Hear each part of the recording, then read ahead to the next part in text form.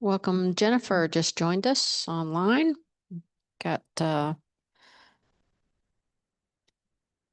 9 people on YouTube watching us so far. We'll get started here in just a second. Giving a few more minutes for folks to join us online and enter the GAMPA.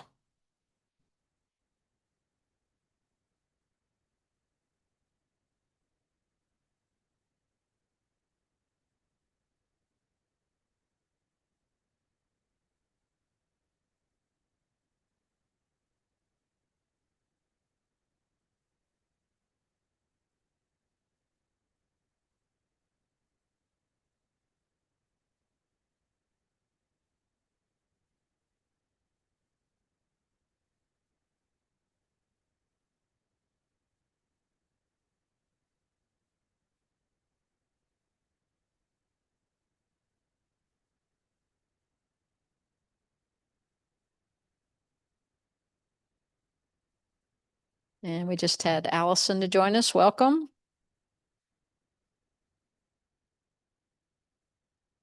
Hello. Hello, good evening.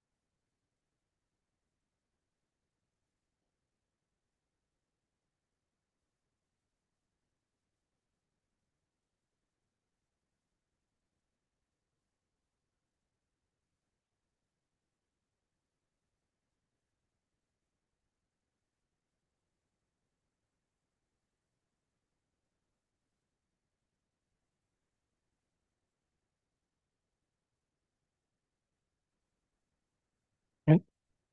Well, good evening, everybody, and the Gampa here and on Zoom and YouTube. So welcome, everyone. So I can see you right here on this monitor. So, but I guess it's that camera. So I'll try to remember that. Okay, so I'll start with a motivation, the traditional way to begin a Dharma practice. The main reason being it can make it more powerful, whatever it is you're doing, if you sort of take a moment to check in with your intention or your motivation. That can create more positive karma from our efforts. And when coupled with a dedication after the practice, it can also plant much more powerful positive karmic seeds that if you extend your dedication and motivation to include all sentient beings, then the analogy is sort of like planting a seed in a big ocean that won't get lost. So you can sort of share in the power of others doing their spiritual practice. Okay, so maybe just a quick oh, sorry, the motivation itself. Almost forgot that.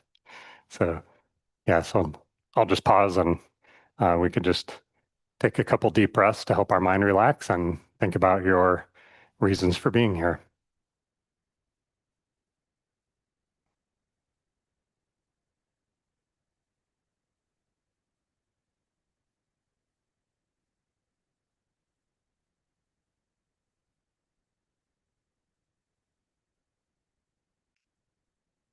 And whatever your motivation is for attending the class, or maybe checking out a spiritual path in general, Buddhism in general,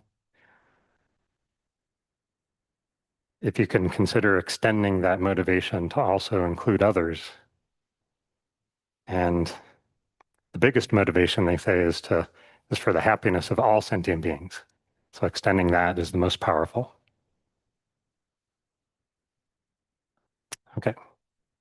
So I don't know if I announced which class this is, but Buddhism in a nutshell, to make sure everyone's in the right place. This is the third out of 5 classes, and not necessary at all to have been to any of the past classes. All the topics are self-contained. We'll do a quick review of the other classes also at the beginning.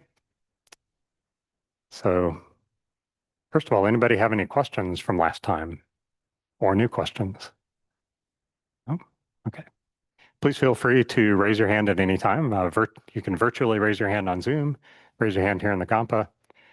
I'll try to occasionally pause for questions too, but you don't need to wait for that.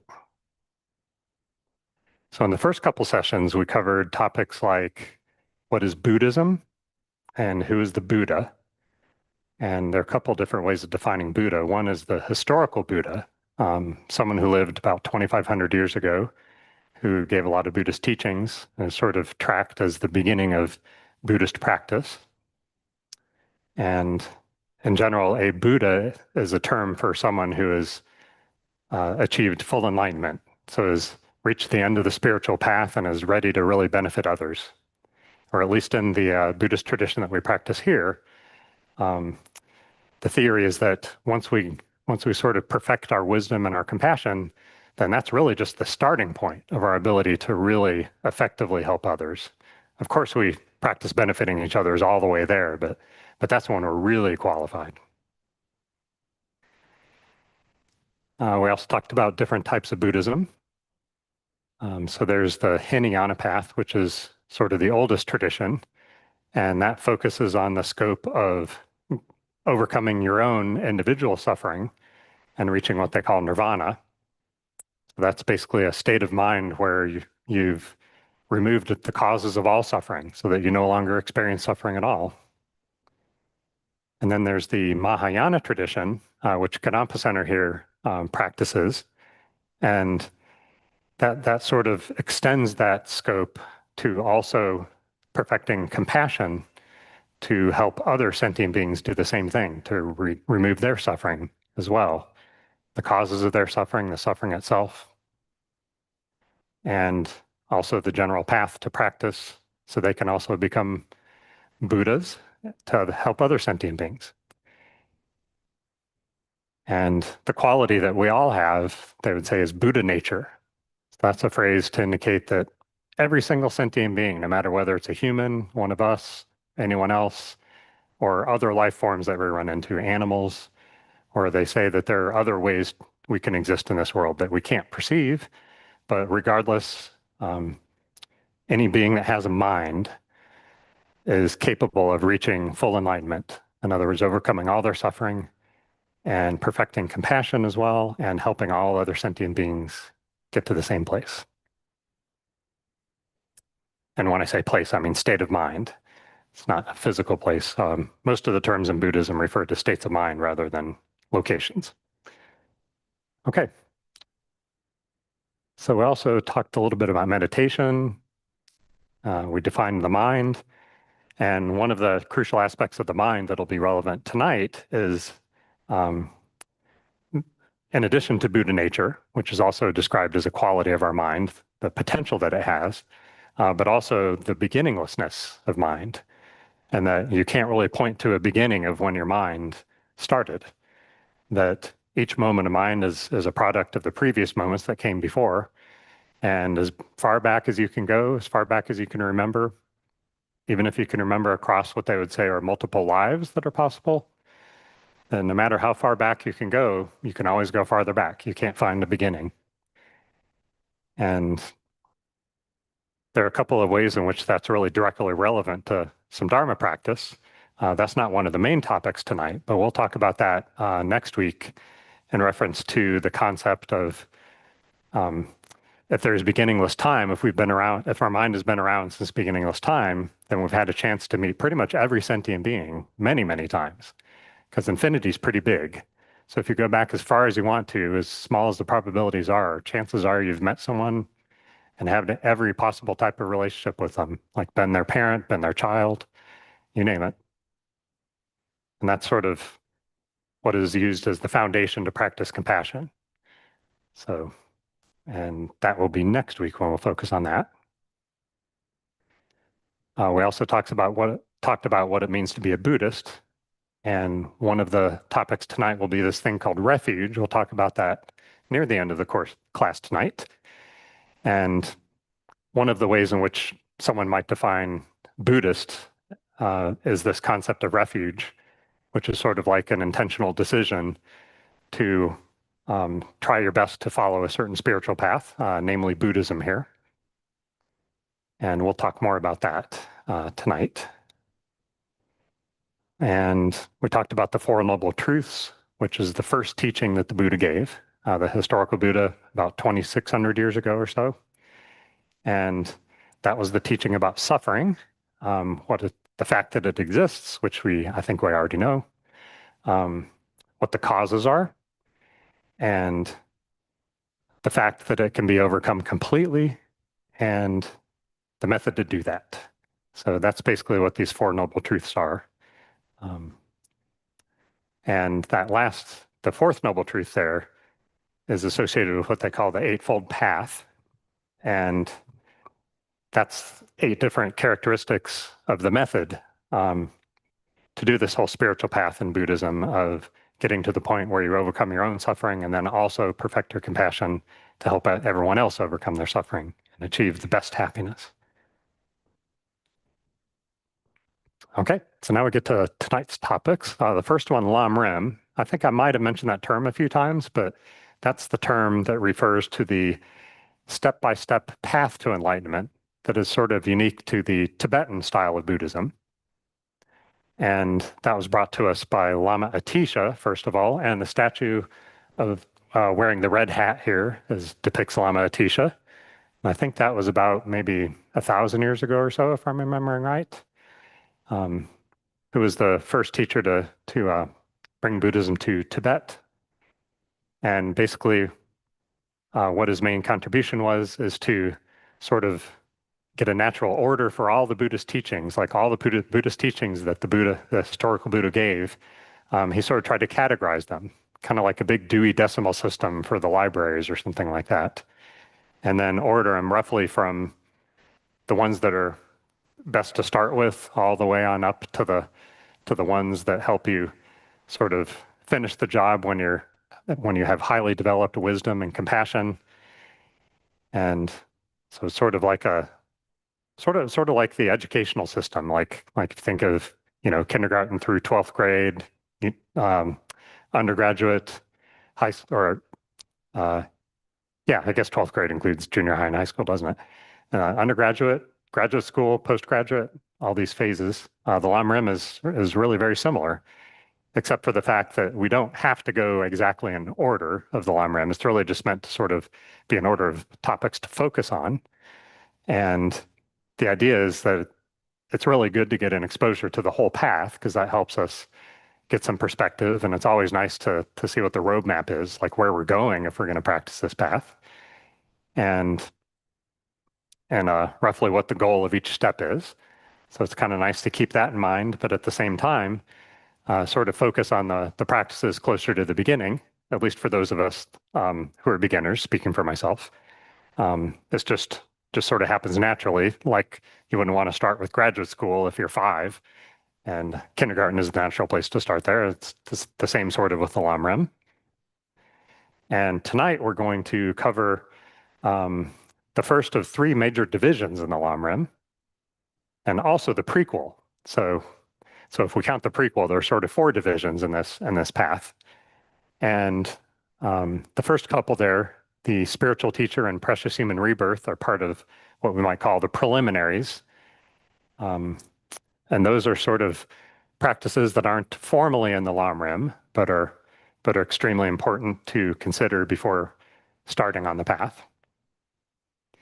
And then death and refuge and karma are sort of the 3 main topics in what they call the first scope of that Lam-Rim. And that scope is the purpose of that one, like sort of the first big chunk of that Lam-Rim, is to have better rebirths. So we're going to take as a hypothesis, at least, the concept of reincarnation for that one, because otherwise it doesn't make a whole lot of sense.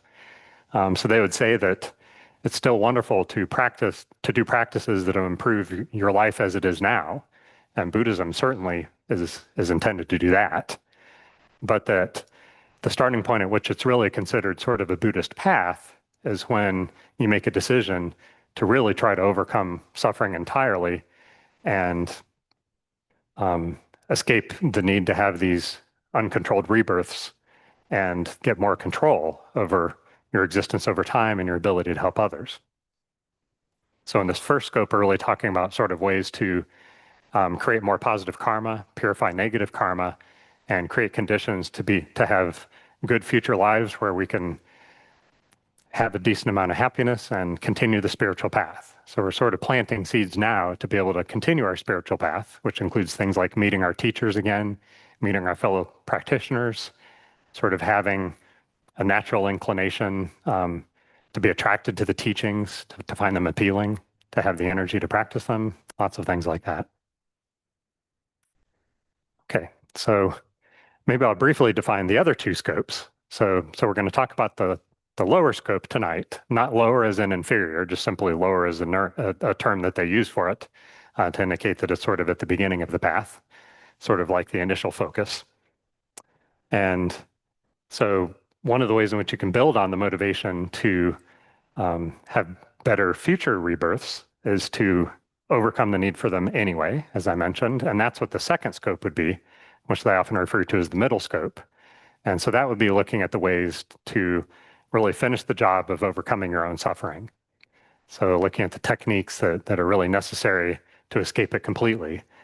And it's pretty bold, I think, of Buddhism to assert that we can really completely escape our own suffering, but that's what has been observed to be possible. And the historical Buddha, all of his teachings were based on his own experience and the teachings that he received and was able to verify when checking very carefully against his own observations and experiences.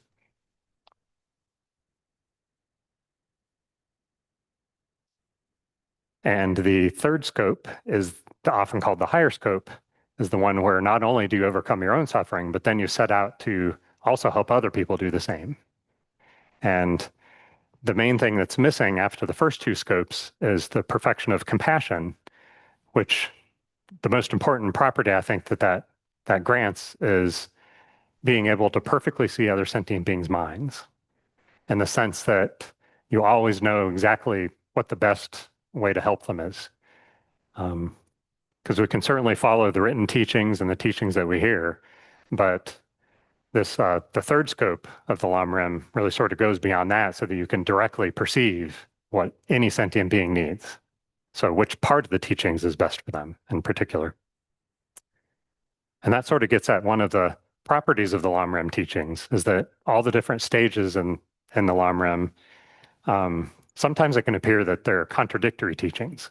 Because sometimes there are things we sort of focus on, or at least take as hypotheses in the beginning of the path, that later on we say, well, technically it's actually not quite like that. It's like this other thing. And so it might seem at a glance, if you just sort of look over all those teachings, that they contradict each other. But what that's really about is the different stages that our minds tend to be at different points in the path, and also just all the different personalities that we have.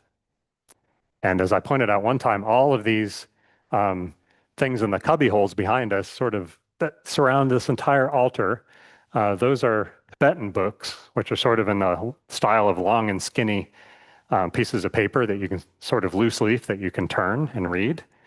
And these are the entire collection of the Buddhist teachings that were recorded over a period of time after the teachings, like it was sort of an ongoing effort, mostly from people's memory of the teachings themselves and checking with each other over time. So that's sort of how they came about. So mostly was sort of oral tradition passed down from teacher to student over several generations.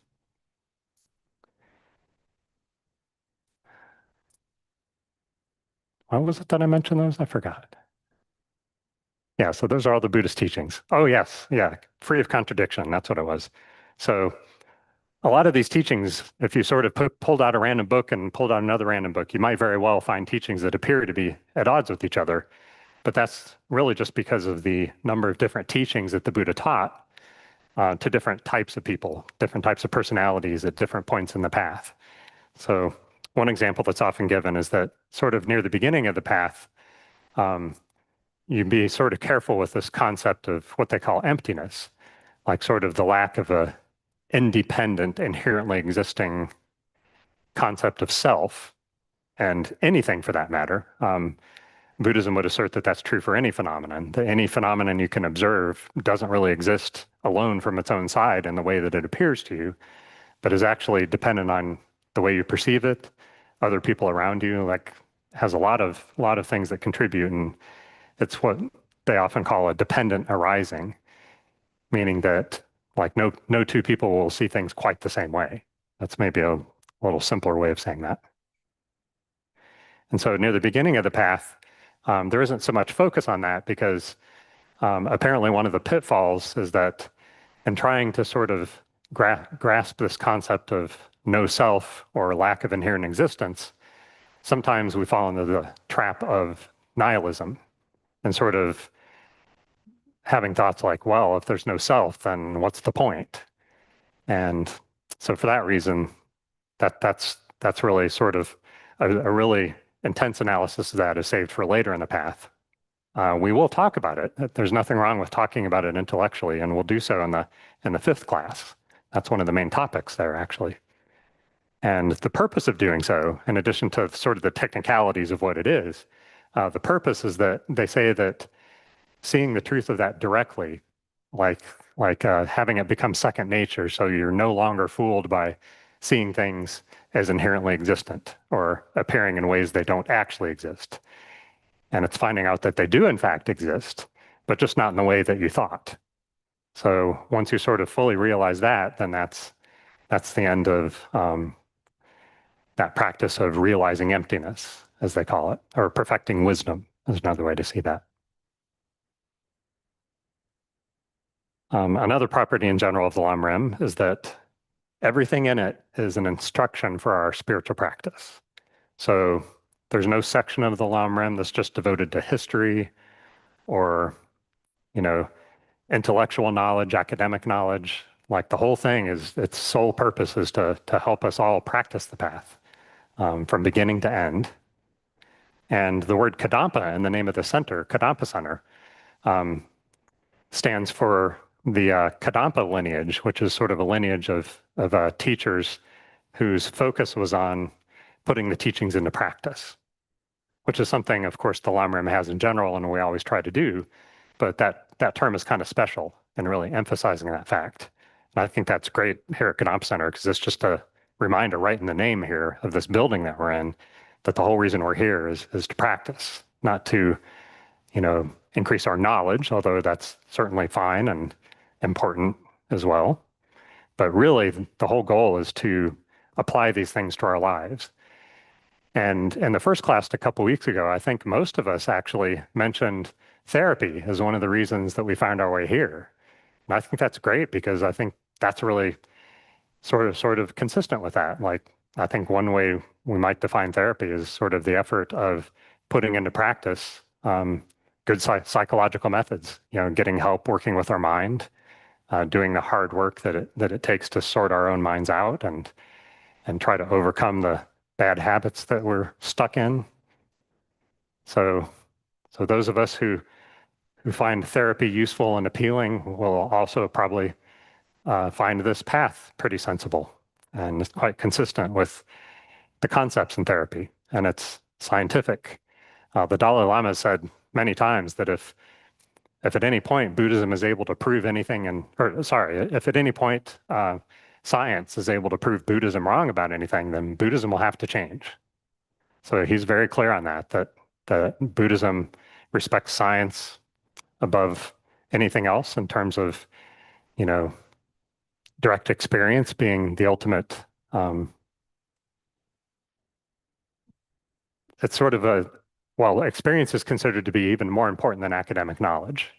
So they say, like, if your experience is really at odds with something that you're learning, or something that your teacher is saying, then, there's no reason to just sort of set your personal appearance aside. That the Buddha as well asked all of his students to always check everything that he says against their own experience. And so experience is sort of at the top of the hierarchy. And the role of teachers in Buddhism is basically just to help guide you to assess your own personal experience rather than sort of telling you about theirs. That they really qualified teachers can help you focus on your own experience and learn from that more so than sort of a more academic approach. Okay. On one note that I made to myself here too is in terms of like the freedom from contradiction, I always think back to the movie The Matrix, which I bet some of you have seen. And there's a point at which the character Morpheus says to the character Neo, after Neo has gone to, who in that movie is sort of the ultimate teacher, called the Oracle. And after he came back from having a conversation with the Oracle, he was a little confused about what the Oracle said.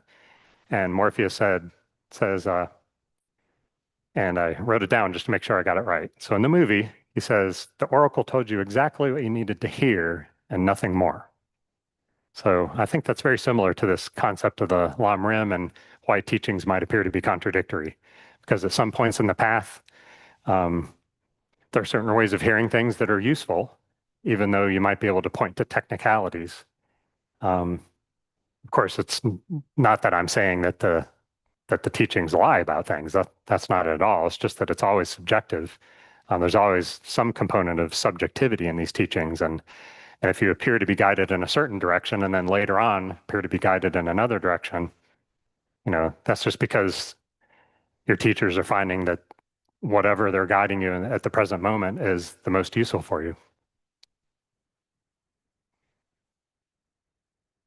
One other point about the Lam Rim is that it's a little bit different than some of the other Buddhist traditions in terms of where in the path is this concept of realizing emptiness or seeing things as not having inherent existence. It's said that that's the key factor in overcoming your own suffering, which is sort of in the middle of the path in general. But the Tibetan system delays some of the more intense teachings on the wisdom side until compassion is developed to a certain degree. So the Tibetan tradition differs in that important respect from other traditions like Zen or the Hinayana traditions like Theravada. You may have heard that phrase. I think Zen and Theravada are sort of probably the two other main Buddhist traditions that are practiced nowadays. And so the Tibetan approach is to really emphasize compassion practice and developing compassion and love and the desire to benefit others sort of as you go. so that when you do reach the point where you overcome your own suffering, then your mind is really powerful with compassion. Because they say that, at least in the Mahayana tradition, they believe that when you overcome your own suffering, it's not like you're just sort of done and existing in bliss for the remainder of time, or it's not like you wink out of existence. I think there are different traditions that believe each of those things. But the Mahayana view is that mind is also endless in addition to being beginningless, in the sense that you can stay around and help other sentient beings. And if you develop compassion alongside the wisdom, then that'll be your second nature, and you'll sort of have a head start once you overcome your own suffering. And so the most intense teachings about emptiness and wisdom are near the end of the Lam Rim, whereas in other traditions, sometimes they come sooner simply because the scope is smaller. Since the Hinayana tradition, really the scope ends at the overcoming of your own individual suffering. So, and one of the things that they say in Buddhism is that there's no such thing as a better path, one than the other, like Mahayana and Hinayana. Just because one has a bigger scope than another one doesn't mean it's better.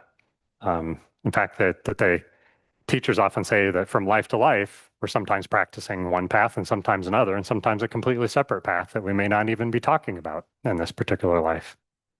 So there's no need to become too attached to any one path, because it's all sort of relative.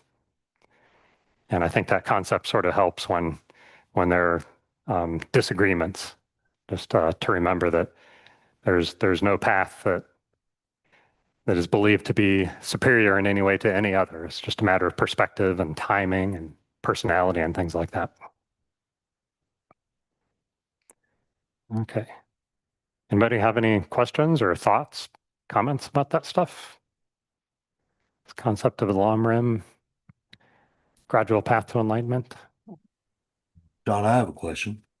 Yes. When we're talking about this from a historical perspective, when you're talking about the La Rim, a lot of times we see Buddhism move across eastwards towards from India through China through and into Japan, with the variations that you've kind of alluded to by speaking about Zen Buddhism. But I wonder, how were these responses to social reactions in a historical perspective, where what's the history there? I mean, and once again, this is kind of a tough question, but where was this concept center? Was it India, and what years are we talking about? Yeah, You great know? question. I'm not a historical expert at all, so I can't give a proper answer, but I'll share at least what I have heard in teachings. In general, Buddhism adapted. I think that we sort of consider the beginning of Buddhism when the historical Buddha lived about 2,500 to 2,600 years ago. And from that point onward, the teachings did seem to spread, as you said, to other places like China, Japan, Tibet, Nepal. And basically, they just adapted to the culture of wherever they spread. And that was sort of the driving factor, as I've heard it explained, that whatever the culture was at the time, the teachers sort of oriented their styles to suit the culture and make the most of the inclinations that people had in that culture. So, and certain countries ended up in certain traditions we have names for now, like Theravada, I think is mostly practiced in countries like Sri Lanka and Indonesia. Zen is often associated with China, Vietnam, and Japan. And Tibetan Buddhism, unsurprisingly, is associated primarily with Tibet, but also parts of China as well, like neighboring parts of China, and as well as Nepal. So Tibetan Buddhism is probably the main style practice in both Nepal and Tibet. And I'm afraid that's about all I know about that. But CJ, you have a question? Oh, I was just going to point out that Buddhism did travel east through China and is in Korea and Japan before it traveled into Tibet, if I'm not mistaken. That is my memory of things, but you should definitely double check it on Wikipedia. Yeah, that's what I seem to remember as well. So, but as you said, we should probably not assume until we do the research ourselves. yes, that's true. And I guess here in the West, we might say that Buddhism is here now. I don't know how we would define what threshold we would need to reach to define it that way, but I think Buddhism is certainly adapting. One of the funny things that I remember hearing one of our teachers, Venerable Rabina, say is that, well, if Buddhism gets really powerful here in the West, then our Buddhas and the figures on these paintings like this won't look like that. They'll be like Keanu Reeves or, you know, Ryan Gosling or I don't know who the go-to sort of perfect appearance celebrities are, but that's sort of the whole idea with the imagery that we see here is one of the reasons that they say they're so colorful, because if you look around, all these paintings are very colorful here. One of the reasons that's often mentioned in teachings is that in Tibet, with all the snow and you know sort of you know, not a whole lot of greenery there, like kind of just a couple simple colors, usually kind of white and shades of brown is the scenery there, so that they invented color to help be more lively. Whereas in the West, it might turn out differently. I'm not really sure what direction it'll go, but I think in general, at least if you hear stories about sort of the ways in which traditional Tibetans sort of viewed the West as that we're really intellectual and complicated over here compared to the other cultures over in the East. And that, I don't know, I suppose maybe Buddhism for us would be more about relaxing and about being vibrant and colorful. I'm not sure. I'm sure there'll probably be different traditions that emerge. Any other questions or comments? No? Okay. All right, so I think we'll go until about 8 o'clock or so and take a short break. Actually, before then, I think we'll do a meditation maybe in 15 minutes or so, and then have a short break and come back. And we're going to try to end somewhere around maybe 8:30 or 8:45 to leave more time for questions, and so we don't accidentally go over time like we have definitely in the first week and a little bit last week too. So I'll do my best to help us all get out of here on time. So our next topic here. So we're getting into the preliminaries of the spiritual teacher and precious human rebirth. And so starting with the spiritual teacher here. So one of the things we can do here, I think, is start with an actual prayer. I don't think we've done a prayer together yet. I mean, that's certainly one of the mainstays of Buddhism, kind of part of the bread and butter. But I also don't think it really makes sense to talk about so much until we kind of have topics to talk about and reasons to be saying prayers. But in this case, we do have a pretty good reason to say a particular prayer that's called the Foundation of All Good Qualities. And that's a prayer that was based on the writings of Lama Atisha, who, as I mentioned earlier, is the statue wearing the red hat here. And about 400 years, I think, after Lama Atisha brought those teachings to Tibet, apparently during those 400 years, they sort of got confused and degraded somewhat and developed actual contradictions in the sense that they weren't really compatible with each other. And so Lama Tsongkhapa came along, and he is depicted in the statue, I think that's right behind me, probably hard to see. Probably it's blocked by this chair here. But he's wearing a yellow hat, and his name is Lama Tsongkhapa. And he brought the Dharma back to Tibet and really helped sort things out and wrote a commentary on the teachings of Lama Atisha called The Foundation of All Good Qualities. It's a little bit shorter than the main text that Lama Atisha wrote, which is called the Lamp for the Path to Enlightenment. So I think that was about 68 verses or so, if I remember right, and The Foundation of All Good Qualities is 14 verses.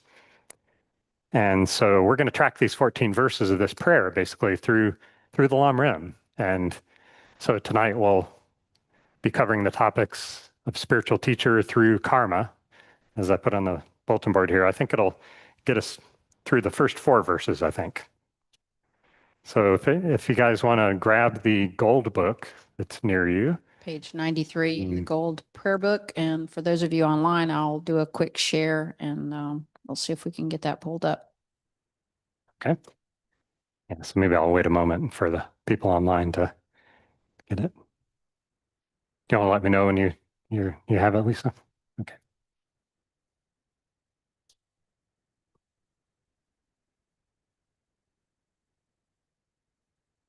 So this first line is really about the spiritual teacher.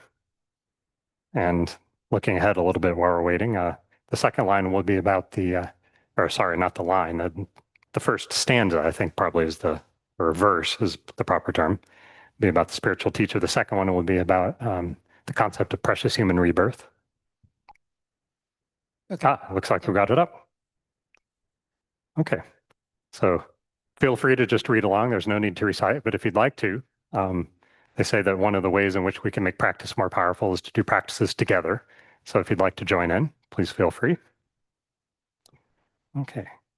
The foundation of all good qualities is the kind and perfect pure guru. Correct devotion to him is the root of the path. By clearly seeing this and applying great effort, please bless me to rely upon him with great respect.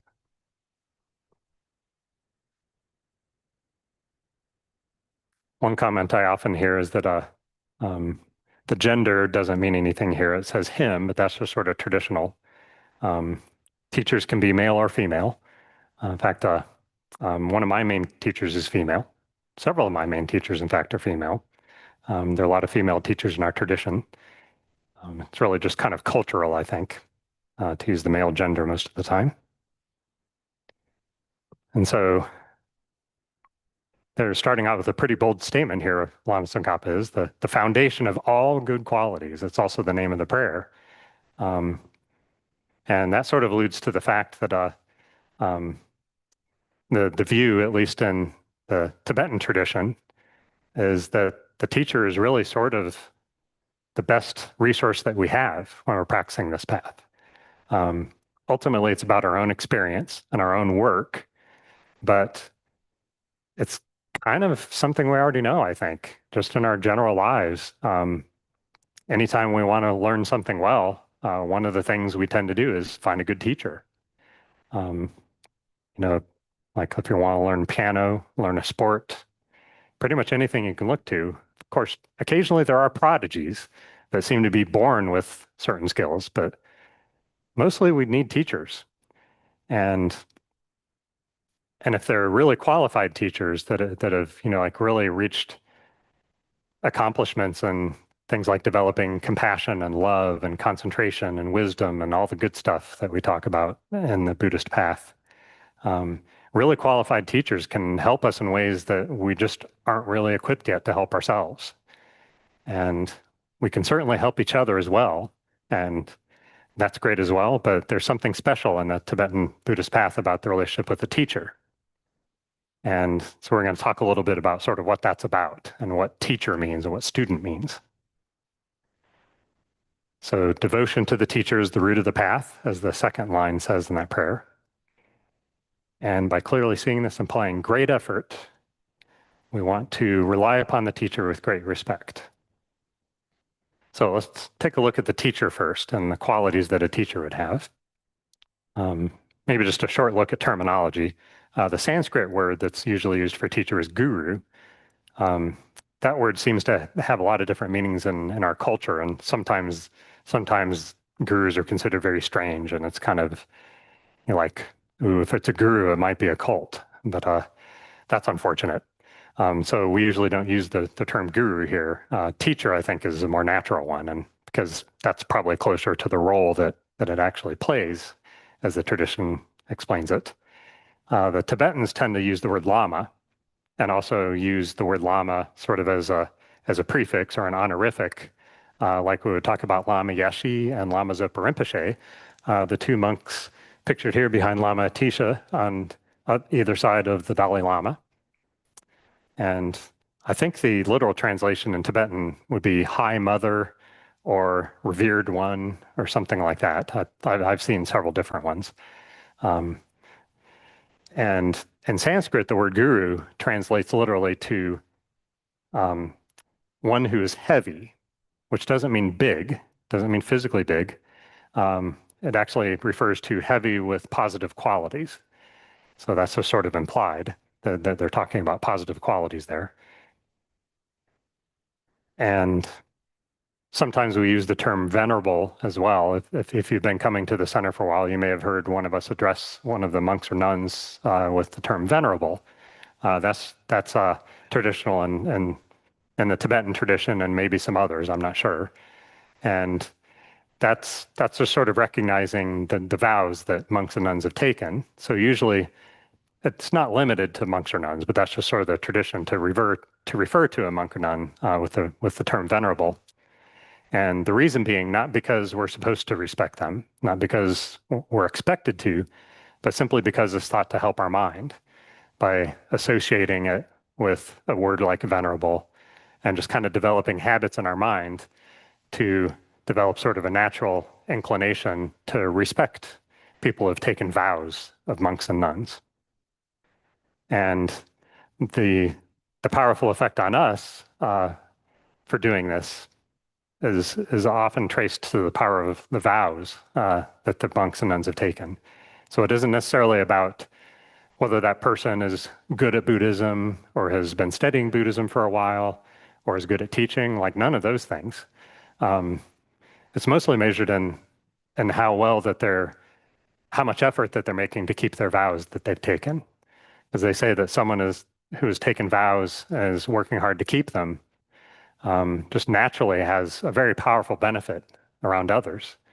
So hence the term venerable that we often use, just sort of conditioning our mind to think differently about people in robes, like not just the fact that they're wearing robes, not just shaven heads or where they sit at the front in the class or anything like that, but because of the commitments that they've made. And the reason that those vows are important is because that's helping to steer their mind and focusing on positive qualities. And that's just been observed over many generations to really be a powerful way to practice the path and to make progress more quickly and be more beneficial to others. And as far as the qualities to look for in a teacher, the most important ones are said to be someone who has highly developed positive qualities, and in particular, morality, concentration, and wisdom being the ones that are emphasized. And you may recall those three in particular as being the way in which we summarized the Noble Eightfold Path, which in turn was the Fourth Noble Truth, which is sort of a phrase for the Buddha's path to enlightenment, as he defined it. So in other words, a teacher will be someone who has highly developed qualities that are sort of the main ones on this spiritual path to enlightenment that we're practicing. So that's sort of the plain English way, I guess, maybe to say that, in terms of these morality and concentration and wisdom.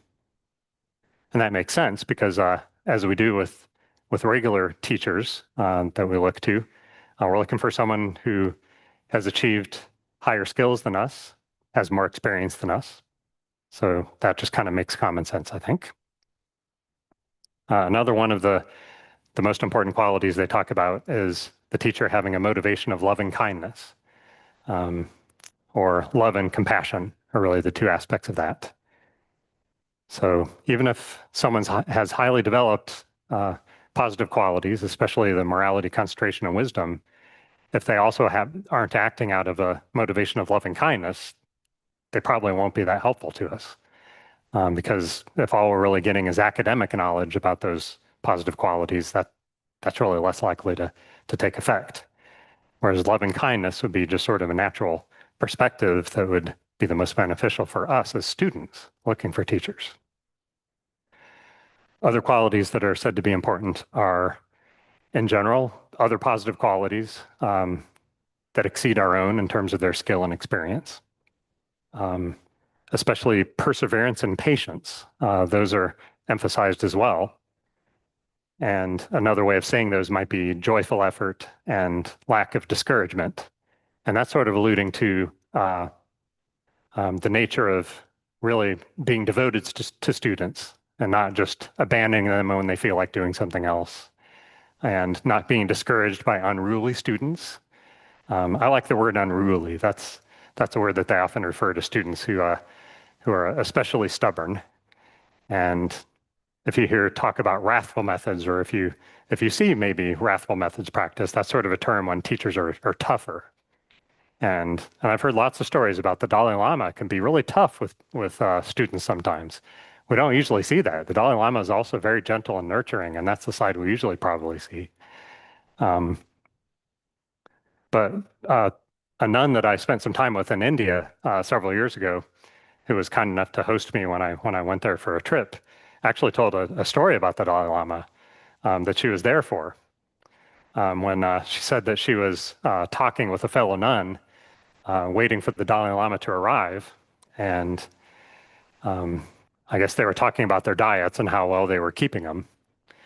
And so the Dalai Lama, on his way, he finally arrived for the teaching, and he passed those two nuns on the way up to the front of the room, and went straight to one of those two nuns, the friend of the person I was staying with, and said, "You're so fat," and then went on his way. And probably to the people who overheard that, they might have been quite shocked. But as my friend told it, that was actually quite inspiring. It was perfect timing, apparently, for her friend, because and the lesson that those two nuns got from that was they had sort of gotten off track talking about their diets and how it was about appearance and things like that, and that maybe that was the Dalai Lama's way of sort of offering a gentle nudge to try to think about it a different way. So, and I've definitely seen wrathful methods at work. And one of the things I did in my own sort of personal evaluation of teachers and thinking about this whole thing of looking for certain qualities is I tried to do my best to check on people who seem to be the subject of more tough methods like that, and use that as one of my criteria. That I wanted to make sure that if I saw a teacher being rough and it was someone I was interested in, that it's not anger, because sometimes it can sort of appear like anger.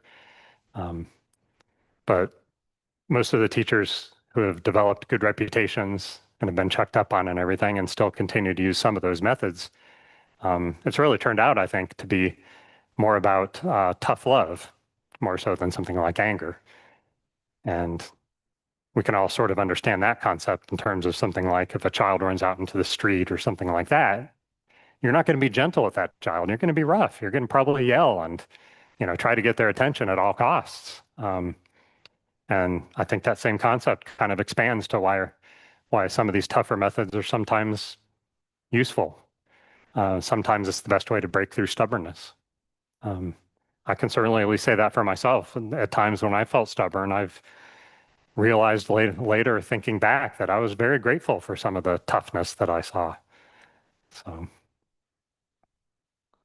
okay, so I guess I got a little off track there about tough love as being one of those. That's not in the list here as one of the things to look for. I think I just brought it up because there are lots of different forms in which some of these qualities can appear. And so how gentle a teacher is isn't necessarily a metric of how effective they'll be for you. So the other qualities that they talk about have to do with scriptural knowledge, as we may talk about, or academic knowledge, as they might say. So it's really helpful for a teacher to be well versed in traditional Buddhist teachings and some of the important texts, sort of like maybe Christianity would have the Bible. The Tibetan tradition has lots of go-to texts of teachings, and it's helpful for a teacher to be able to refer to those and to have developed experience by studying those themselves.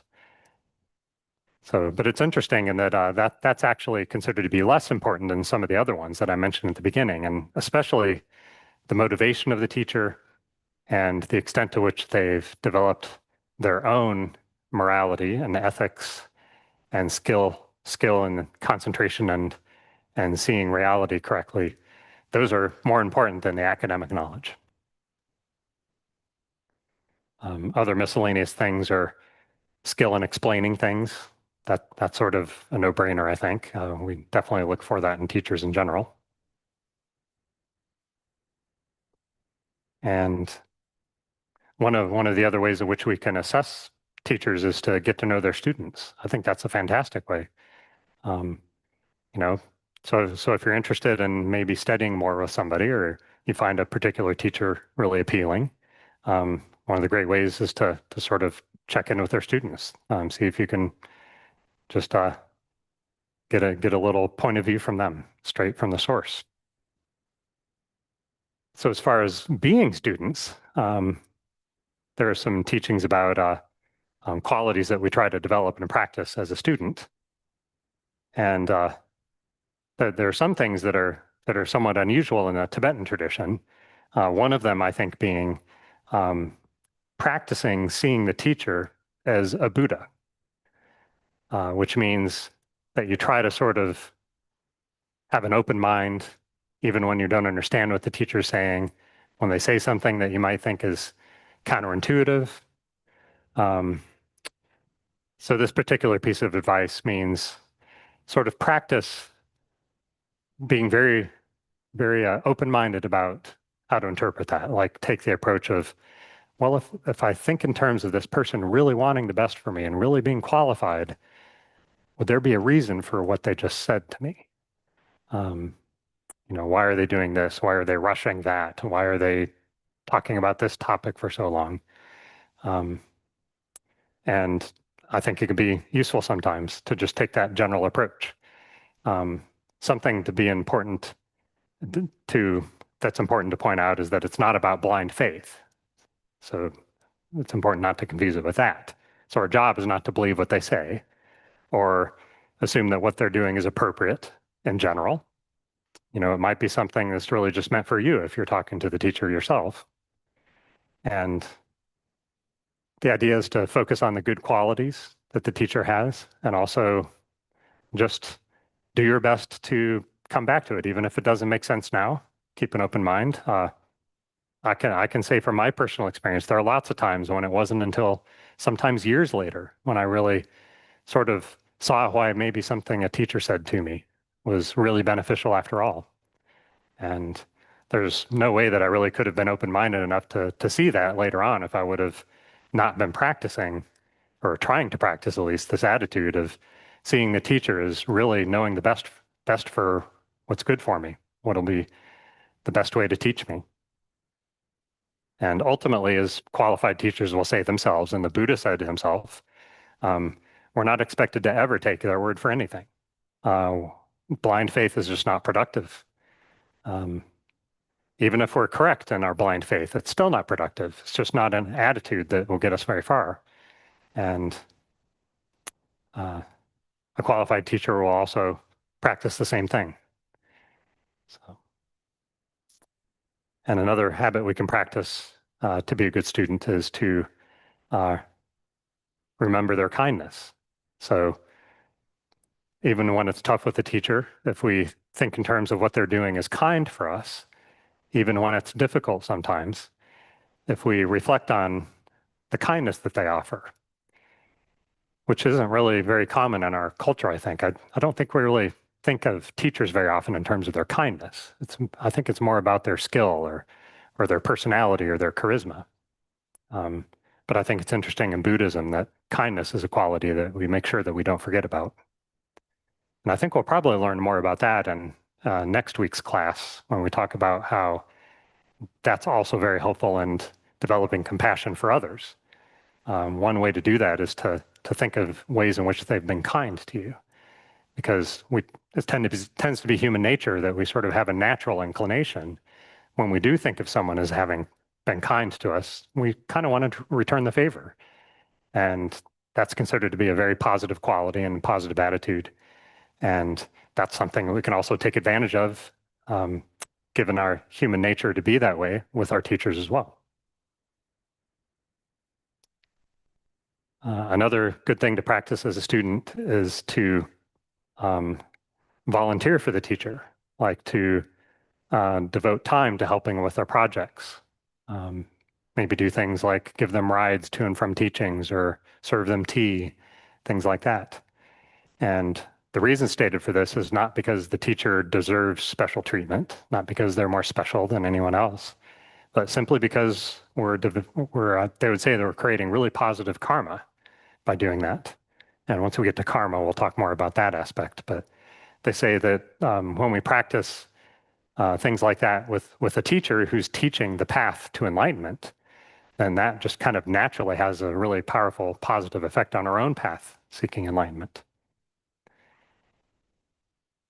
And finally, the other habit that they tend to talk about as a student is practicing generosity towards the teacher as well. So in addition to volunteering and doing those things, nothing wrong with giving gifts to a teacher, whatever kinds of gifts they are. That's considered the least important ones among all those reasons I just listed. And so that's important to remember too, that even though they talk about, like the virtue of making offerings to a teacher in terms of money, again, that's the same reason as the volunteering that I mentioned. Like they say that that's a very powerful way to create positive karma. And that's really the only reason we should do it. We shouldn't do it for the reasons from the teacher's side. They're really from our side that we're doing that. Certainly it would hopefully help the teacher as well. And if it's a qualified teacher, then on a conventional level, making monetary gifts and helping the teacher with their things can help them spend more time teaching. So that's true as well. But the generosity aspect is the least important. And they say that from the teacher's perspective, the thing that would make them the happiest, assuming that they're qualified and they have a proper motivation as a teacher, the thing that would make them absolutely the happiest is you practicing the path to enlightenment. Not even necessarily the way they present it, but just in general, you making effort to practice the spiritual path is the thing that can make a teacher the happiest. They don't always show it, of course, because a lot of times the role of a teacher is to not praise you if you're addicted to praise. So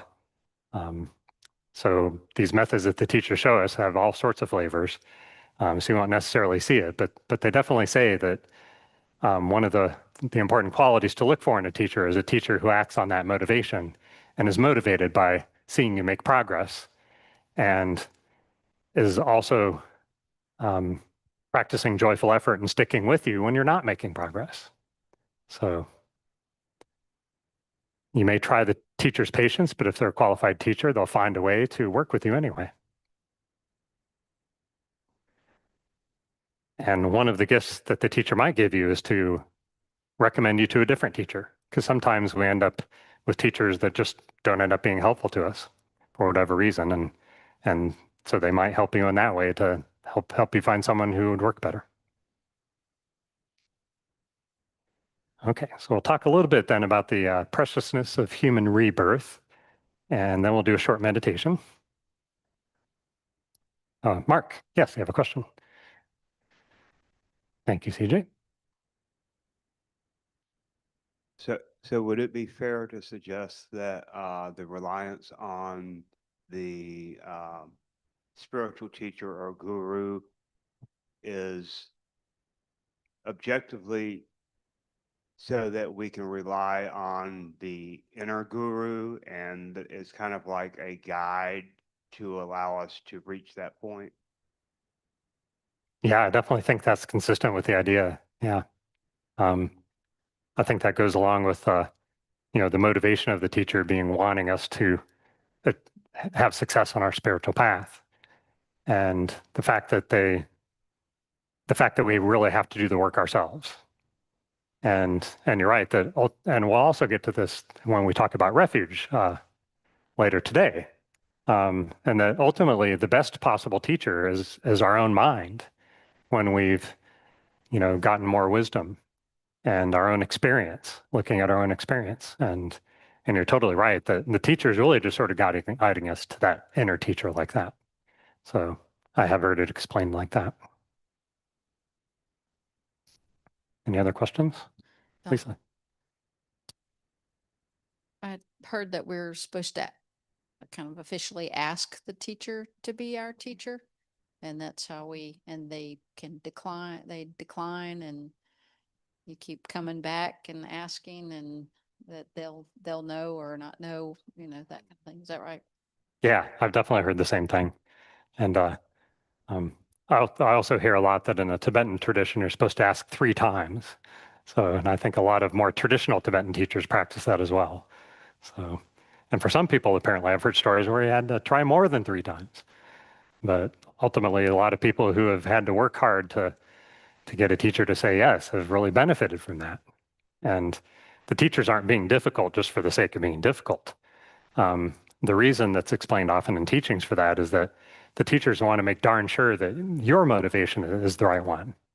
So by really having sort of a high bar for taking you on as a student, they're sort of checking to make sure that you're serious about it. And also, you don't need the teacher's permission. That it's also perfectly possible to have a genuine spiritual teacher without even informing them, or having a spiritual teacher who's no longer even alive. So I've heard it mentioned that the most important reason to ask the teacher first is because that's essentially giving them permission to work with your mind, because working with your mind is very difficult sometimes. And I've heard lots of stories about, people getting the greatest benefit from the toughest teachings. Venerable Rabina, I think, is especially good at wording it like this. Like, she says, like, the real teaching starts when the teacher helps you see your own mind, good sides and the bad. And ultimately, that's sort of what the job is. It's not reciting prayers, doing specific meditations or anything. Lots of teachers point out how ultimately the end goal is to work with our mind. So teachers won't usually do that aggressively at all unless you give them permission. And that's asking them to be your teacher formally, is just kind of the traditional way of giving that permission. So. And could you maybe talk a little bit about the devotion? Because the word in the foundation says correct devotion. And Yeah, that's a good point. we're not supposed to rely on blind faith. Of course, we can question the guru, but devotion in the Western culture can get into a little bit of woo-woo realm of, not so good if we don't apply the correct way of devotion. Can you talk a little bit about that? Yeah, I think that's a great point. I don't know if I'm qualified to talk about that correctly, but I can at least try to convey what I've learned myself in teachings. But yeah, I think it would definitely be about the things that we've already mentioned, and maybe just to review them really quickly. That would be do your best to see the teacher as someone with your interests at heart, trying to remember their kindness, practicing the teachings, and doing your best to follow their advice, because if that's the person you're going to as your guide for the teachings, then following their advice is sort of a natural way to practice them. And doing service for the teacher. So I think those would all be probably what that line is referring to. And there's another text called the 50 Verses of Guru Devotion. You may have heard of that title. That's sort of like a more advanced version of that same question. And that goes into a lot of detail of, as the title implies, there are sort of 50 recommendations of things to do as a student to make the most of the teacher. So, and I think that those also get into, like ways in which it's productive to bear hardships in the relationship with the teacher. Because if you look at some of the more traditional stories, like especially the story of Milarepa, if you look at that one, like his teacher was really rough with him and put him through all sorts of hardships, like go and build a temple there. No, wait, take that down. Go and build it over there instead. Like apparently there are lots of stories about that. And it turned out that because Milarepa was so trusting and patient with his teacher, like I think he's a great example of practicing seeing the teacher as the Buddha. And it's because he did that he was able to overcome his own suffering very quickly. And they say he saw his mind very quickly, because in bearing all those hardships, he really had to, test his own patience to the limit. And so the 50 Verses of Guru Devotion get into some of the more difficult aspects of that if you really sort of want to try to take it to the next level. So, okay. Well, I think we'll take a break unless there are any other questions. We can talk about precious human rebirth and do a meditation after we take a short break here. So maybe we'll meet back in about 5 minutes or so. So I guess about 8:10 or 8:11 or so on the clock.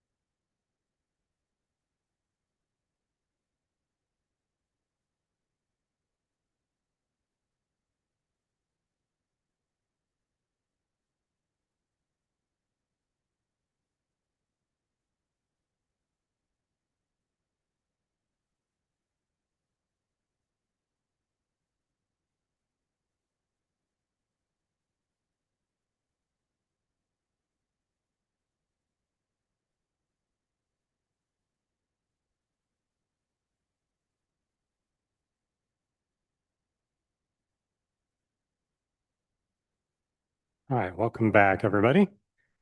And I can see that I've clearly taken a little too much time on the first couple topics here, so we'll speed up a little bit. But I also think the middle three will probably cover less intensely than the ones we have so far. And so I'll try to make sure we get to the good stuff of karma, because that's such a important topic, I think. And we don't need to finish all of karma today. We don't need to perfect our understanding of karma in one fell swoop. So we'll have time in the next class as well. There are fewer topics then. So if we don't get to all the juicy stuff with karma, we can continue that next week. Okay. So let's start out with a short meditation. It's this one's called Clarity of Consciousness. So it's not actually directly related to any of the topics from tonight, but that's how they've structured the Buddhism in a nutshell course. Sort of, we have 5 classes, so just kind of 5 representative meditations that don't necessarily correspond to the same topic of that day.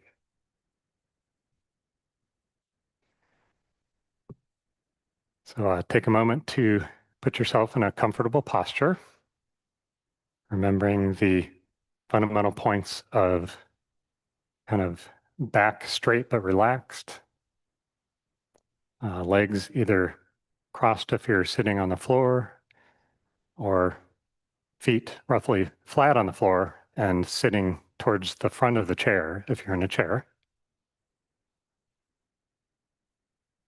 Hands in your lap with palms up, right on top of left. Shoulders and neck relaxed.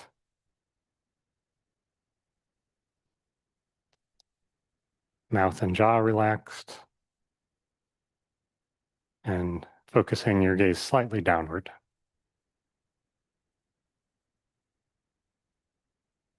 And so just start by bringing awareness to your breath.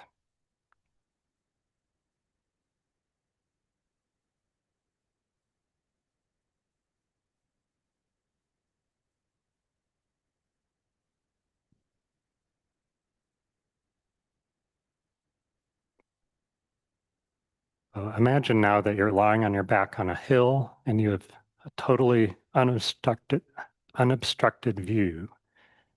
No trees or mountains or buildings obstructing anything. And when you look up, there's a clear spaciousness of a luminous blue sky.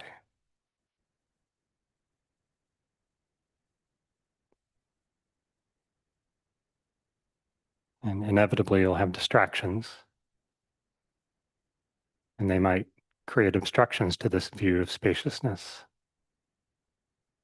But your job is simply to set those aside and merge yourself as much as possible with the clear, luminous spaciousness of your mind.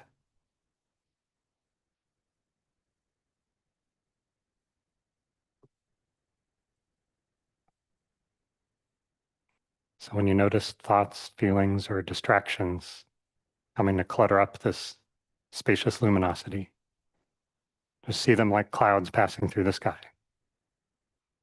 They'll arise, come into being, and then abide in the space for a while, and eventually move through.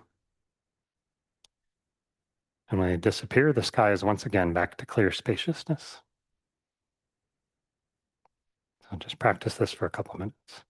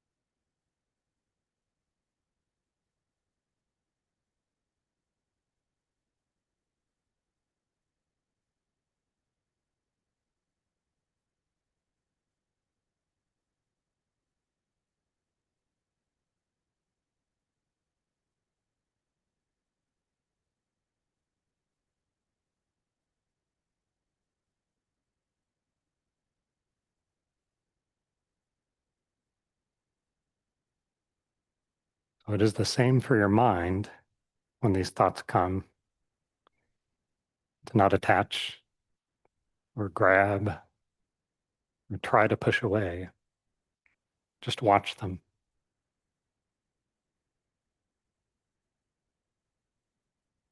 And like this spaciousness you're imagining, the mind is said to be clear in its nature.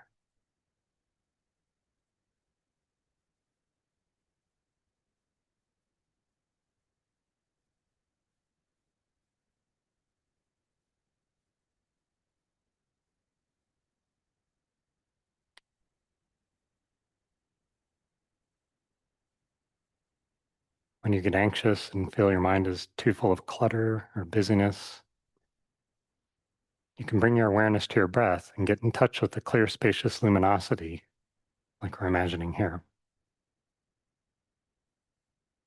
So remember that that's available to you at any time.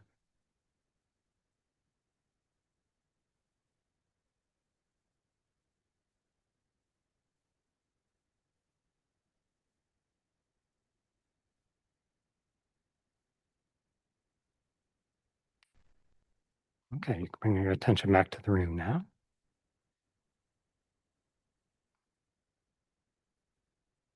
And let's read another verse in Foundation of All Good Qualities. Again, on page 93.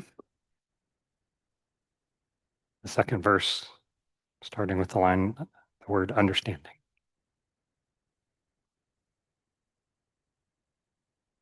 Feel free to recite it along with me or just listen as you wish. Understanding that the precious freedom of this rebirth is found only once is greatly meaningful and is difficult to find again. Please bless me to generate the mind that unceasingly, day and night, takes its essence.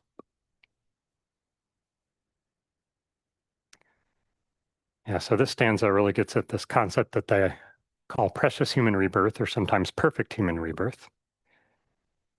The general idea being to try to cultivate appreciation for it and realize how rare it is.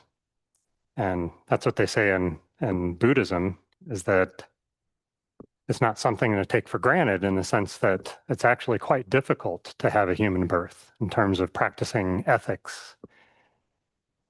So, and that's the result of being born as human, is primarily the practice of ethics, being kind to others, non-harming.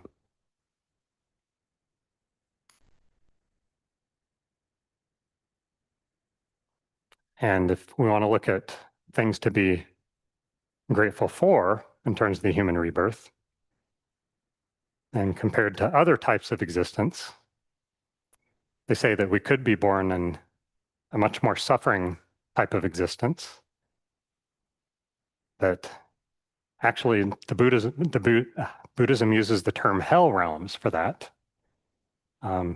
So if you were hoping to avoid the concept of hell entirely, I'm afraid that Buddhism has it too. I don't think it's the same idea necessarily as in other religions. In Buddhism, at least, it basically refers to a suffering state of mind that's sort of the result of having created suffering in previous lives. So having harmed either yourself or others, and hell realm not being a place, but just sort of a name for a state of mind that has a lot more suffering than we do as humans. And there are other realms as too. An animal realm is considered to be one of the realms. There are 6 in total. So the human realm, the one they call the hell realm, the animal realm, which we can see, and Buddhism generally describes that as one where, even though I know we have a habit of seeing animals as cute and sort of imagine that they have chill lives where they don't really have to have too many worries or responsibilities, but Buddhism would also say that actually it's a pretty suffering mind to be an animal as well. If you think about how most of them have to be constantly thinking of survival, where their next meal will come from, where their shelter will come from. You know, they can't have the same level of communication that we can to have reassurances about any of those things. And around any corner might be another animal that's bigger than them and will have them as their food. So one of the things we can be grateful for is that we don't have to struggle in that sort of way. There's also an interesting realm called the hungry ghost realm that is said to be a place where you sort of have a lot of craving that's unsatisfied. And I guess I forgot to mention what's generally considered to be talked about as the cause of being born in the animal realm, but mainly that's said to be sort of just following your desires and not really paying close attention, kind of practicing a lot of laziness. That tends to lead to an animal-like sort of rebirth. And for the hungry ghosts, tends to be things like greed and indulgence, hedonism, sort of unrestrained versions of those things, and lack of contentment with things. So if you have a mind that's very habitual, if you have a life where you practice that very strongly, that's said to be creating causes to be born in that type of existence. And then the last two realms other than humans are referred to as God realms. So they're sometimes compared to what's called as heaven in other religions. But in Buddhism, again, it's more of a state of mind than a place. And they're characterized as places where there's a lot less suffering than we have here as humans, and a lot more pleasure and happiness and feelings of bliss, a lot less to worry about. But the reason that they say we don't necessarily want that type of existence is that it tends to be one where we end up having no motivation to practice the spiritual path. And that, like all rebirths, when we get to our next topic of death, we'll learn that even in the God realms, there is death. Those lives don't last forever either. And our tendency in those realms, apparently, is to mostly create negative karma. Not because we lash out of suffering, so maybe for different reasons, but primarily in the God realm, it's said to be sort of indulgence and, karma of more like laziness and lack of consideration for others. Things like if we're so distracted by our pleasure, we might just get lazy and develop bad habits. So they say if your goal is to really proceed on this path to enlightenment and make real progress, which they say usually takes multiple lives, then being born in a God realm won't really be good in the long term. So that's why they still consider the human realm to be the best case scenario. They say that we have sort of a reasonable mix of suffering and opportunity and pleasure and intelligence and things like that. We sort of have a mix so that we have reasons to practice, but we also have the ability to practice because we're not so overwhelmed by suffering.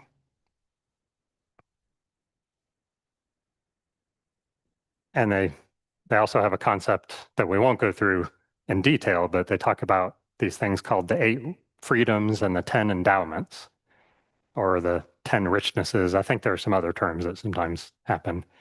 But basically, there's a sort of summing up the fact that we weren't born in any of those other realms. We have a generally healthy body and mind. And we haven't committed any of the really most serious actions that would have us be either born in one of those other realms, the more suffering ones, or at the very least born in a very suffering human life as well. So we're free from sort of recent negative karma. And we also live in a time when the Buddha has appeared, the historical Buddha, and given teachings. And so not only are the teachings still around, but also qualified practitioners are still around. Of course, that's up to us to decide really whether teachers are qualified, but it's considered that there are in fact qualified teachers still remaining who have realized the entire path to enlightenment and are said to be at that place where they have the perfect ability to help us, even though they don't appear that way.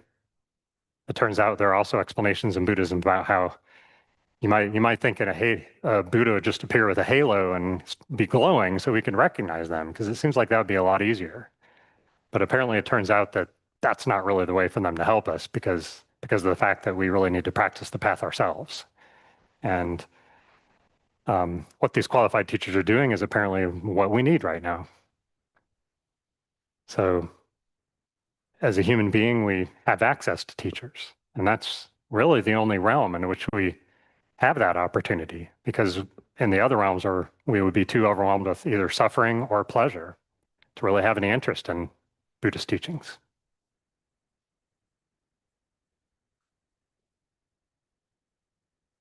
Okay.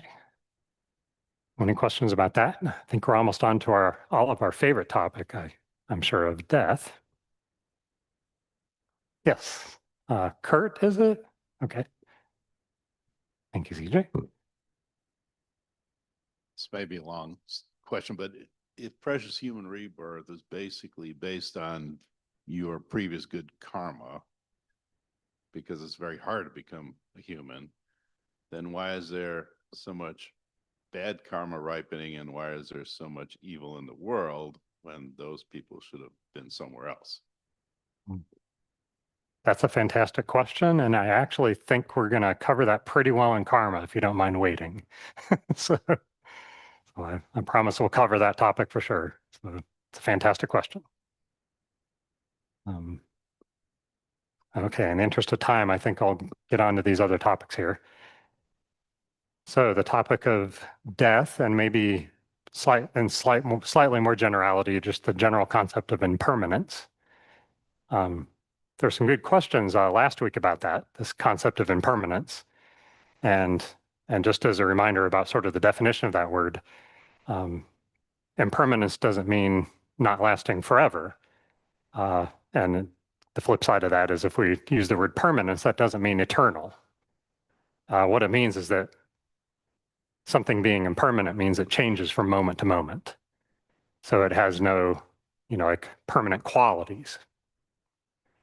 And we would say that nothing is eternal in the form that it exists now, but our mind is constantly changing from moment to moment. And in that way, our mind is impermanent, even though we would also say that our mind is beginningless and endless. So in that sense, I guess you might use the word eternal for that to describe the mind, but it's also impermanent in the sense of never being the same in any two moments. And they talk about the after death in this life, they talk about the next moment of mind happening in sort of a intermediate state often called a bardo. And that can be an existence that is either very short, like a fraction of a second, all the way on up to, I think they say the longest we can possibly be in that intermediate state is 7 weeks, if I remember right. I'll check that for sure for next time. But in general, that's a relatively short existence. And then after that, another life, which could either be a human life like this or one of those other realms that we talked about. And so this really kind of seems like sci-fi, I think. We certainly can't observe this for ourselves, at least speaking for myself. But they do say in the teachings that it is possible to reach the point when you have enough concentration and wisdom and other qualities like that, when you actually can start observing these things. And I guess really our only choice for now is to take that as a hypothesis and maybe try to focus on teachers who seem qualified and have their act together and what they express confidence in. So it's certainly something we're not likely to remember or be able to directly observe, but it's another one of those things, kind of like karma and other topics in Buddhism, that unless we at least take this as a hypothesis, it's kind of difficult to sort of make much sense out of the path as a whole. So if we take this sort of as as our pretend worldview for now, just assuming that death is inevitable and then there's something after death, there's a classic what they call 9-point analysis of this idea of death that's really motivated to, that's really designed to help motivate us to practice and to familiarize ourselves with the concept of death. Because they say that, contrary to what we may feel like, and certainly in how our culture treats it, that familiarizing yourself with the concept of death and the nature of death is actually said to make it less scary, help reduce anxiety about it. And if this really is the way things work, it's said to help that be more successful. Like it'll help lead us to a better rebirth and have positive karma ripen rather than negative karma to determine our next existence. And so of these 9 points, there are really 3 main categories, which is to look at the fact that death is certain in the sense that no matter how rich we are or smart we are or whatever, then death is inevitable, that we will in fact experience this concept that we know as death, that we can see death elsewhere, that'll all happen to all of us. And it happened even for the Buddha. So it's not possible for anyone to avoid. And the second point being the time of death is uncertain. So we have the fact that it happens being certain and the time that it happens being uncertain. We don't know our lifespan in advance. There are lots of things that cause death and relatively few things that can sustain life. So it's kind of like the odds are against us here, in a sense that seems like we have to pay a lot more attention to stay alive. And the body is usually very delicate. I'm sure we've all noticed that we can get injured easily if we're not paying attention. And the causes of death seem to be all around us. So that sort of exacerbates the fact that the time of death is really uncertain, because there are so many ways it could happen that it's really difficult to predict. And they wouldn't necessarily say it's impossible to predict, because in this whole path to enlightenment, they say it is possible to reach points in which you can see things like that directly, like actually observe the concepts like death and rebirth and the concept of karma that we're about to get to as well. And the third of these main points is that the only thing is actually beneficial at the time of death and beyond death is your spiritual practice. Because they would say that the consciousness does continue after what we call death in this life. But that's it. We have to leave our body behind. I've often heard it described as sort of we carry a big bag of tendencies with us into the next life. And that's sort of getting at the concept of karma, which we're about to talk about sort of more formally. But that's the only thing that continues. And so the spiritual practice is really designed to make the most of that and help us cultivate all the right conditions and the positive karma that we need for death to be a positive experience and lead to a good life in the next. And in particular, this 9-point analysis goes into details like the fact that money and possessions don't help. They might seem useful now, but not at the time of death. Friends and family can't help. They definitely can help in the sense of being there with you near the time of death. There's no doubt about that. And they can certainly help during life. But I think in this particular analysis, they're really addressing sort of like very close to death when your mind is very subtle and is not, having the usual sense of self, and is sort of reverting to more of a non-physical state. Actually, the mind is always non-physical, though we would say, but it's disassociating from the body, and in particular, the brain as we know it. And so friends and family, we can't actually sense friends and family at that point. They would say that our consciousness is so non-physical that we don't really have a concept like that until the next life when the mind joins with another body, at which point we start to develop the senses and, you know, thinking as we think about it now, like with a brain and things like that. And our own body certainly can't help. As I mentioned, we need to leave that behind. So, and the idea of thinking about these three main concepts is to help motivate us to realize that time is of the essence because death is inevitable and we don't know when it'll happen. And the only thing that's really beneficial is our spiritual practice. And therefore, best to try to practice now and not put it off indefinitely. So that's really the extent to which we talk about death here in the Buddhism in a Nutshell class. But if you are interested in more aspects of it, then the Discovering Buddhism module about death and impermanence, actually I think it's called Death and Rebirth, that gets into the death process itself. It's another one of those things that is difficult to imagine, but they say that it's possible to develop such fine-tuned concentration and other qualities that we can actually be aware in the death process and remember it in the next life. And that highly qualified teachers have this as one of their skills, that they have experiential knowledge of the death process itself.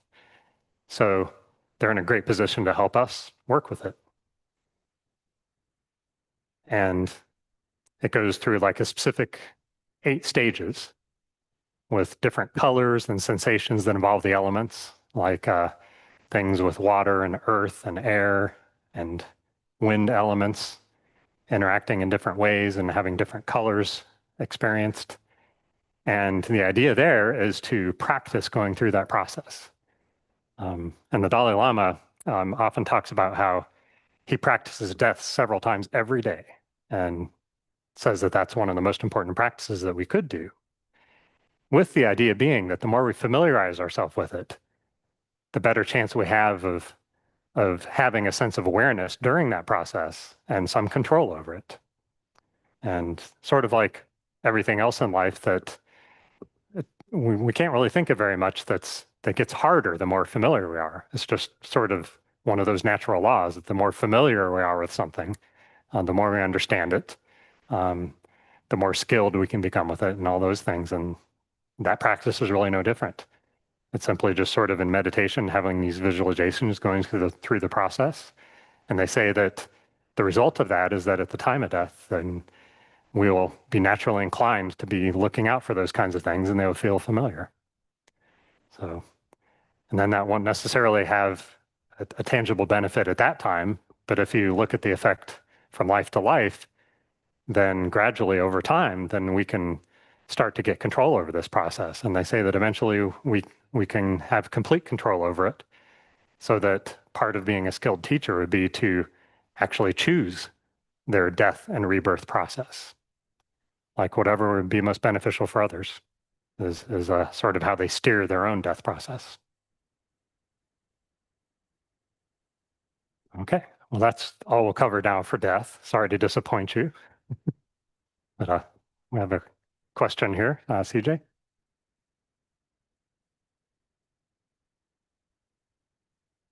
Oh, that's a great point. Thank you for reminding me. In fact, verse 3 is about death in the prayer. So let's do that. So again, page 93. And if you wouldn't mind bringing it up on Zoom. Okay, so it's like the second half of page 93 here, starting with this life. This life is as impermanent as a water bubble. Remember how quickly it decays and death comes. After death, just like a shadow follows the body, the results of black and white karma follow.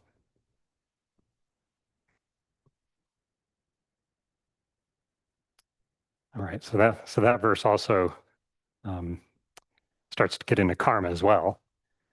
And it sort of indirectly implies refuge. So I think refuge is a good topic after death. So one of our natural questions might be, after we get this scary news about these things called hell realms and hungry ghost realms and these things like that. A natural question might be like, well, what can I do about that? You know, how can I avoid that? How can I help prevent that from happening? And so that's what refuge is all about. And the primary function of refuge, and the reason to sort of consider it early in the path, is that it can really help us avoid the worst rebirths, like the hell realm births. Really all of the ones that aren't human, because of what we talked about, that the human birth is thought to be the best for practice. But at the very least, we can practice some things to avoid the suffering realms and at least sort of narrow things down to the human realm and the two God realms. And by the way, the two God realms are distinguished between the one with more pleasure and bliss, and then the one where it doesn't have quite as much, and then they spend their lives being jealous of the better God realm. So I can't see that kind of thing. I think it's interesting that apparently people can remember if existence is there, but that's okay. We don't need to take anybody's word for that. So it's just a matter of if we choose, we can take these things as hypotheses and just see what happens. All right. So in the Buddhist path, the recommendation for our refuge is in what they call the three jewels. And sort of what our three jewels are now, I think. Venerable Amy Miller, in the teachings that she gives for this class sometimes, says, well, for us right now, the three jewels are me, myself, and I. So that's what we're taking refuge in now, because we're just sort of naturally inclined to think of in terms of this thing called a self, and that there's something to protect here. And these concepts of even suffering and happiness don't really exist as we perceive them. So, but in the meantime, while we're stuck here, worrying about me, myself, and I, the Buddhist path has an alternative suggestion of the Buddha, the Dharma, and the Sangha. So we've already talked a lot about the Buddha. In a conventional sense, we can talk about the historical Buddha. And in the medical analogy that we talked about, I think, in the first class, that's sort of the role of the doctor. If we think of the illness as being this cycle of death and rebirth, where we just don't have much control, and there are lots of bad outcomes that there could be after death. And we're just kind of at its whim right now without much control. So if that's our illness, wanting to break free of that cycle, then the Buddha is the doctor in the terms of, having the medicine that will work for that. And the ultimate view of the term Buddha, kind of like we look at the concept of the inner teacher, as Mark alluded to, the ultimate Buddha is our own enlightened mind that will happen in the future. And the good news there is that they say that we all have that potential. I think I mentioned the term Buddha nature earlier. And Buddhism would say it's even possible for the animals that we see, like even the tiny little mosquitoes. So they have Buddha nature too. They don't have a whole lot of access to it right now in this life. Like I don't think mosquitoes have much of a chance of, practicing the path very well. They have a lot of other things to attend to. So the Dharma is, in general, the word Dharma means anything that can avoid suffering or overcome suffering. So in the context of this medical analogy, that would be the medicine. So that's what the doctor would prescribe to start battling this illness of ours, of having this cycle of death and rebirth that really never ends unless we can get some control over it. And the ultimate Dharma is sort of the existence of those teachings in our mind, like once we've actually fully understood them. So did you have a question, CJ? I was just confused. Okay. because You said the Dharma was anything that could help us overcome suffering, but I think you're talking about like teachings, or are you talking about teachings? Oh, yeah, that's a good question. Her question was about like we're talking about overcoming suffering. And yes, in particular, we are talking about teachings. I guess you're right. I hadn't actually used that word, so it wasn't very clear. But yes, so the way we experience the Dharma now is by listening to Buddhist teachings. So, and even though I'm not a qualified teacher, I'm at least doing my best to just sort of convey what I've heard from who I believe are qualified teachers.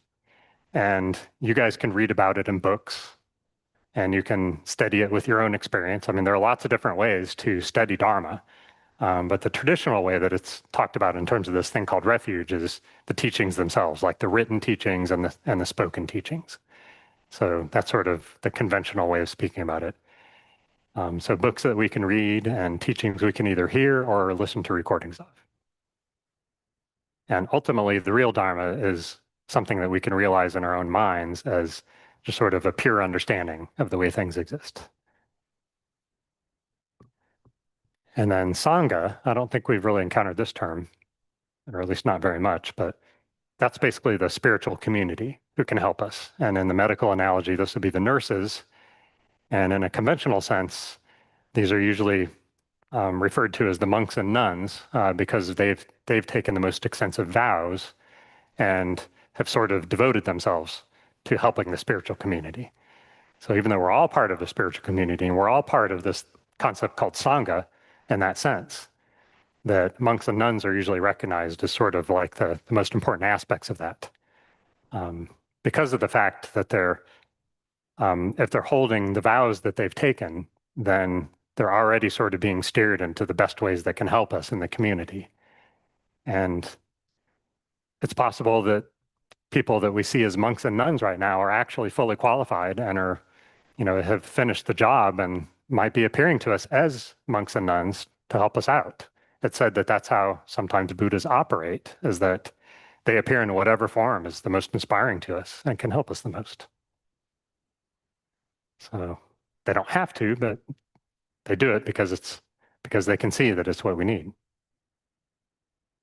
And so those three things together are where we can turn with our mind when we want to try to get a hold on the death and rebirth process. And we can continue in that with the rest of the path as well. It's not just about that, but that's really where it takes the first focus, is sort of in this first scope of the Lam Rim, the part where we're really just trying to improve our lot in the next life. So I think we'll move on to karma now. We only have about 5 minutes to talk about it, but we'll give it a go. So let's start with reading the 4th verse together. So that's the one on karma. Again, page 93 in this gold book, and coming up soon on Zoom. Okay. Actually, we might have different versions of at least in my version, it starts at the bottom of 93, page 93, like the last 3 lines of page 93, finding firm and definite.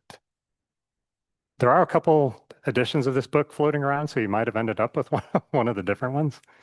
So, okay, so maybe the top of page 94, depending. Oh, I see. Okay, I didn't realize that. Lisa was saying it's in this book in 3 different places, apparently. So, okay, so at the bottom of page 93, starting with finding firm and definite conviction in this, please bless me always to be careful to abandon even the slightest negativities and accomplish all virtuous deeds. All right, now we're finally getting into the concept of karma here. So we've definitely alluded to it indirectly several times, so it's not going to be brand new. It's the thing that we speak of as either positive or negative. Positive meaning that it leads to happiness, both our own and usually also the happiness of others. But by definition, it's really just referring to our own happiness. So that karma is sort of defined as the actions that we perform that either lead to our own happiness or lead to our own suffering. And it's considered to be a natural law, something that these highly realized spiritual practitioners have been able to observe somehow. It's kind of hard to imagine, but they do actually talk about karma as one of the most difficult concepts to observe. So we shouldn't feel too bad that we really can't get a handle on it at first. They say it's really far along in the path that you can really start to observe it directly. But we can, at the very least, think about it conceptually now. And it's also a nice concept to practice in the short term, because we'll also find out that practicing under this natural law of cause and effect, taking that as a hypothesis, also tends to be a pretty good method of achieving more happiness in this life as well, even though its relevance only increases along the way. It's extremely important right now as well. And there are four main types that we could talk about. And we won't get into this too much. I think we'll talk about that a little bit next week, but there's a type of karma that you can create, and it tends to be the strongest karma, like extremely beneficial actions that are motivated by very strong positive motivations like love, compassion, patience, things like that. Actions that are very strong in that way can sort of shape an entire rebirth, so that even just a single act with those conditions can sort of determine one of your future rebirths. It's talked about in that way. Sometimes the term used for that is throwing karma. It's kind of an odd phrase, but that's sort of the type of karma, and it tends to be the most powerful. But of course, we create lots of other kinds of actions. Some of them are very subtle, some of them are kind of neutral. And so a more general type of karma that we can create is called experience similar to the cause. And that's the more classical type that I think we often hear about in our pop culture definition of karma, sort of like the reap what you sow, what goes around comes around, that sort of idea of karma. So Buddhism has a very similar view of that as well. Really the same as the throwing karma aspect, but just on a less powerful level and more frequently, sort of. And they say that as frequently as like 65 times per second, apparently, we're creating karma like this. So whatever moments of mind that we have, whatever thoughts are happening, whatever actions of our body and our speech are going on, then we're basically creating our own experience in the future, so that we'll sort of experience sort of like the result for the object of whatever we're doing. We're going to sort of experience what things are like for that, for the object of whatever we're acting towards when we create this kind of karma. And that's sort of like the golden rule, if you think about that. Do unto others as you would have done unto yourself. This kind of karma would be sort of like you really are doing unto yourself, like you're doing unto others. It's just that there's a delay. So we're sort of planting the seed now, and sometime in a future life, possibly this life, but they actually say that karma is mostly long-term, that for most actions of karma, we're actually not going to experience the result until future lives, until after death. So that's kind of a weird thing to think about. In addition to the experience similar to the cause, we also can have a habit similar to the cause, meaning that in addition to experience sort of the flip side of whatever actions that we perform, we're more likely to perform those actions again. So we sort of strengthen that familiarity when we do actions. We're more likely, like if we have a lot of patience and we practice that well, then we're a lot more likely to be able to practice patience well in the future. We sort of make it easier for ourselves to have a more natural inclination to do the same type of practice. And the same applies to things like anger as well. So on the negative side of things, if we practice a lot of anger now, then that unfortunately creates strong habits to be angry in future lives. And we definitely don't want the anger. They say that anger is really sort of the heaviest negative karma that we can create, especially if it's, anger with body that we act out by killing other sentient beings. So that's one of the heaviest. And the last of these types of karma is environmental karma, which sort of means like sort of the more subtle effects of our actions, that if they're not influencing an entire rebirth, like the throwing karma, and not causing really tangible experiences that we notice, or really having a strong effect on habits, they can still influence how we perceive our existence. And in fact, it's really said to be how our mind operates entirely, that we can sort of explain how we perceive everything by the sum total of all the karma we've created, that we're sort of like the results of all the karma we've created, ripening sort of from moment to moment. And even though when we look into the properties of karma, we're going to see how karma is inevitable in the sense that we will definitely experience the results of the causes that we create through this mechanism called karma. But the good news there is that for the negative ones, even though we still have to experience the results, we can greatly weaken the strength of those results. So if we do certain practices, we can do what's called karmic purification. So that, for example, we can purify the karma of killing if we practice sincere compassion and do things to benefit others. So if we help preserve the lives of others, extend the lives of others, help cure people who are ill, all those things that help extend life, doing that will help purify the karma that we've created in the past from killing. And Venerable Rabina, I love to go to her for sayings, but one of the things that she often says in teachings is that join the universe, honey. We've all done it. So you don't have to wonder like, oh my God, am I someone who's killed and has to experience that? Well, because mind is beginning this, they say we've all done it all at some point in the past. So we all have latent karma that could ripen for anything, really. But the way in which we can actually have some control over it is through this process of purification to weaken the negative karma, and also by practicing the other aspects of the path, like wisdom, seeing reality correctly. And that will just help us naturally experience karma in a less intense way, especially the negative karma. The positive karma will become more powerful, and the negative karma will have less of an effect on us the more we understand reality. Okay, well, here it is, 9 o'clock. I think we'll stop there. We have a couple more aspects of karma we can finish talking about in the next class. And then we will move on to the second scope of the 3 in the Lam Rim, which is going to be mostly about concepts called renunciation and bodhicitta. So it's primarily about making a firm determination to escape this darn cycle, like not just practice better karma or anything, but just escape it entirely. That's what's called renunciation. And bodhicitta is about perfecting our practice of compassion and developing a motivation to get to enlightenment as fast as we can ourselves, because that's when we're qualified to help others.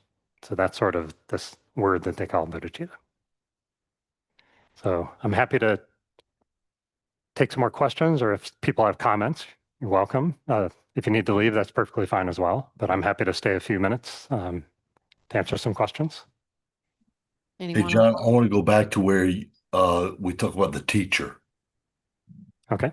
And do you understand that you're exemplifying that right now? No, I So don't. it's so refreshing, man. It feels so good. Well, and the joy you bring after the sessions that we have here and the reflections, you know, man, and you don't have to look for somebody from 2,500 years ago. You're right here, and man, I just enjoy it. I appreciate you. Well, thank you. You're all too kind, but I would place the emphasis on the Dharma itself. So I think that's just a testament to how powerful it can be, because coming through a vessel like myself, I would argue with you about the qualifications and all that, but it's good news if we're inspired by it, I think, because that means we've created the habit to, be familiar with these teachings. So it's not really so much a matter of my qualities and how I'm teaching, but I think a much stronger effect is how much we've all practiced these things in the past, and that's what's ripening now. And we're creating incredibly positive karma, is what they say in the teachings, by being here, being patient through a whole class. I know it's a long time, 2 hours, that was kind of pushing it. Most classes are here an hour and a half, but you guys have been real troopers hanging out for all this time. And it's hard to focus for that long in anything. But thank you for that, Allison. And I hope others are being inspired by this class. And hopefully Kadampa Center will teach it again if that's the case. But we'll see. And just remember that we've all created the positive karma in the past to be here tonight and to be listening. Yes, to you. it's true as well. Thank you. And the collective karma to all be here together. Great. Thank you. Thank you, John. Anybody else have any more questions? We'll, Looks like we have Mark back all there. right, one more in the Gampa. So, okay. I've got to be kind and let the people who are managing the media and everything get home early tonight, so we can't stay too long. But So going back to the death thing and the Bardo and the states of Bardo, my understanding is that we should recognize the states of Bardo so that we can move through them quickly into another rebirth. yeah, that's a great point. I do recall that being discussed in the classes on death, like discovering Buddhism. That's definitely true. Yeah, I think in general, what I've heard about the Bardo is that we can be much more aware there if we practice this death process, as you say. And it's also possible to receive blessings. And that's one of the reasons where one of the other practices we could do related to death is when someone we know has died, then we can say certain prayers and do certain practices. And even just simply thinking about them and wishing well for them and praying for them. There are a lot of things we could do while they're in the Bardo that can help steer things for them. Because this idea of karma is definitely connecting all of us together. Because we create a lot of karma in reference to each other, and the Bardo is one of the places that can ripen. And also it's said that teachers can help you there as well. So you can have a stronger memory of teachers and their teachings while you're in the Bardo if you cultivate certain types of good things of being a student, like, you know, the qualities that we talked about of practicing being a good student. That'll help you in the Bardo as well. You'll have those inclinations. That's about all I can think of for now. I don't want to try to get too into it because I'm definitely not well versed on the topic. But Mantras, like we're for a rebirth, yeah, Lisa's talking about mantras and saying. like we're saying them for Lama And- Zopa right now for his rebirth. Oh, you mean so like the effect that the mantras can have on the rebirth of our teachers or people we love, Yeah, like- anyone. or ourselves? Is that, So we're saying them right after their death while they're in the Bardo? yes, Yeah, yeah, they would okay. definitely say that. I mean, I don't necessarily think I don't remember any mention of like a distinction between the Bardo and while he's still alive and in the next life now. Like mantras are effective at all those points. So I'm sure there probably are special mantras that they say in the Bardo because it seems like Buddhism has a special use for everything. And speaking of Lama Zopa, he's renowned for having known so many obscure mantras that apparently compared to other teachers that are in the modern age, apparently he just knows so many mantras. It's amazing that he can have mantras for, like, you know, stepping on insects and all sorts of specific things. Anything else? I think we need to wrap it up soon, but okay. Thank you, everybody. Thanks, everyone. Oh, dedication, really quick. I wouldn't be doing my job if I didn't remember this, but just take a moment to rejoice in all this positive karma we've created and make an aspiration to have that ripen to help us keep on this path, achieve happiness, and help each other achieve happiness. We're all in this together. So, all right. Okay. All right. Thank you. Good night, everybody. See you Next week. Yes.